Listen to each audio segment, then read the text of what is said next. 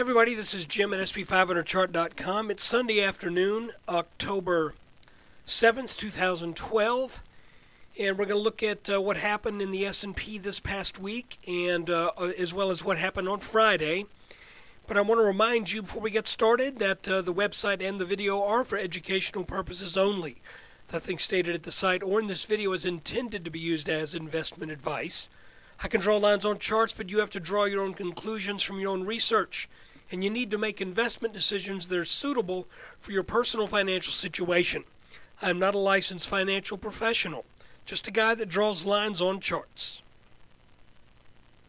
Okay, let's start out looking at an hourly chart of the S&P, and I remind you that means each candle on this chart represents 1 hour of trading. What we have been looking at for a number of weeks now has been this rising channel defined by this top green resistance line and this bottom green support line. There have been a few instances where a day or a day and a fraction has been an outlier. We had it before this channel started, really, back here in September, early September. We had a couple days underneath the channel in late September. Then we had a day and a portion above the channel. Not September. What am I talking about? July. Okay, so we were above the channel early July. I saw August here, and somehow I got stuck in a time machine. My kid, his 14-year-old, has really been watching Doctor Who a whole bunch, and that's just messed up my concept of time, I guess. All of his talking about this show.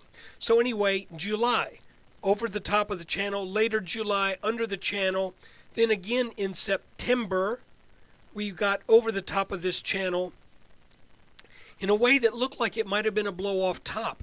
It still might end up being that way, but so far we don't know for sure.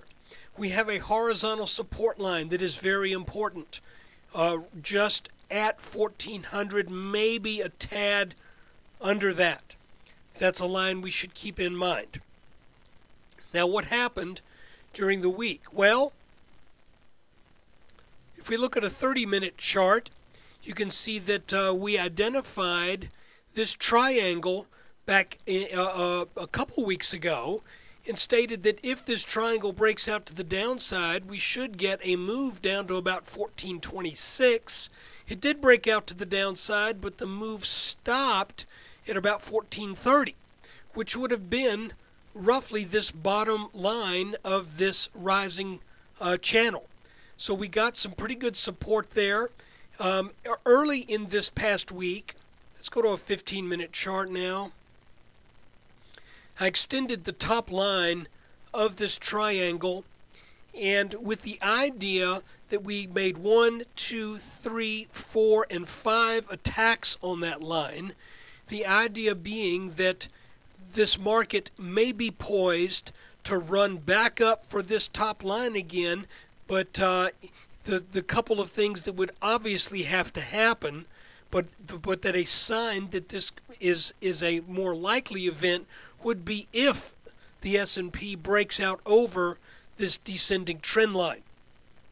You can see that it did so, and then it came back to about 1457, where it then bounced, and we got the surprise 7.8% unemployment rate, which frankly is an interesting number in and of itself, because it gets Barack Obama back to the same rate that he had when he took office. And what I find interesting is how you get a 0.3% move in the unemployment rate with the creation of 114,000 jobs and then maybe about another 100,000 in revisions. We'll have to see if that number holds up a month from now when we get the new numbers. But September tends to be a volatile month for the jobs numbers anyway. If we extend our apex level of this triangle out to the right, you can see that we may be seeing that kind of expected technical significance of that 1457, 1458-ish level that is roughly the center of mass of this pattern. You can see that after this broke down, that same level turned the market back. But now that we're over that, this level could very well now serve as support.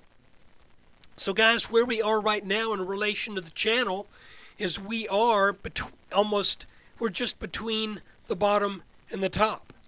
And this really the same thing holds true that we've been saying for the past number of weeks. And I know this makes your subscription seem like a bad investment, but it's the same situation. And that is, you watch this bottom line. Hang tight until this bottom line breaks. That's what I'm doing. You don't have to do it because this is not, quote, investment advice. But you can see clearly we got a bounce on this line. We've been getting bounces on this line. This last bounce took a little bit more monkeying around at that level before it could get up and over this resistance line. But now we have to look at this line as being likely support. So if the market comes back down a bit, and it could, I would expect support now in the 1450s, high 1440s, as opposed to where we were a week and a half ago expecting support around 1430. So, guys, that's about it. You know, I can't see anything that I just don't see any reason to make up something to make it seem more important or more significant than what it is. Given a few more days of trading, we may see some other pattern develop. Now, one thing I do want to show you, and that is if we look at some of our head and shoulders tops that we have created, you can see there have been times when we've gotten some little patterns at the top. Okay? Are we maybe going to be setting up some kind of pattern here? That's a possibility. So I'm going to be on the watch out for that. Right now, it looks to me like the market did find resistance at about 1471, and that resistance is very close to where that previous multi-year high was set in the mid 1470s. Not quite as high, but let's see. All we can do is let's see what the market shows us coming into this week. Again, we broke this line on Thursday, and then actually showed even more strength with a follow-through move on Friday. Watch the futures on Sunday night, maybe. To be honest with you, Sunday night futures sometimes can give you a head fake. But I would say, as we have been doing for the past number of weeks, if it ain't broke, don't fix it. Watch this line. If this line breaks, then we have to look for maybe a little bit more signal of weakness before saying, okay, this nice move off of the lows back in June and late May, coming off of about the 1270s, that's a 200-point gain without a whole bunch of interruption.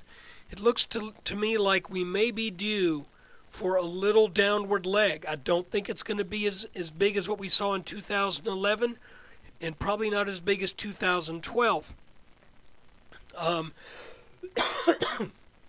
If it is, then hopefully the market will give us something to prepare us for that, because both of these downward legs of 2011, these big panic moves in 2012, we knew that these things were going to happen because of the formation of very clear head and shoulders patterns. We don't have any such pattern to rely upon currently. But my hope is, as we get closer to some type of more major market event, that the market will once again telegraph itself and show us in advance. Look out, because we're showing you where the market wants to go. Right now, this looks maybe a little toppy, maybe a little another move up to even to the 1480s or 1490s. That would be great with me because I'm net long in what I'm in. But again, because we're just kind of in between this top resistance line and this bottom support line, I think you just have to respect these two lines until the likely event that this bottom one breaks. As we examine the week, I think no great shakes, to be honest with you. I thought that this bottom channel line looked like it might have been ripe for a break, but it never did. So the basic advice was don't do anything until it breaks. Thankfully, hopefully, if you guys were long, you stayed long because it didn't break, and instead we got a pretty decent rally of about 32 points, about 30 points off that bottom. So now that we are above this apex line, I would expect a little support here. And by the way, this made a nice little flag on Thursday. Then we got to move up. Maybe it's a little concern that the sell-off that took place all day Friday really pretty much negated a good portion of that move up on Thursday. But it's really interesting. The markets are going to get a little squirrely as we're in the election season. I think we have to understand that there is typically an undercurrent of market strength going into an election year because those in power want to paint as rosy a picture as they can through the various agencies and administrative functions that they perform. So I think that has a natural tendency to kind of buoy the market. But despite that, I think our channel is the thing to watch. So let's just keep doing that.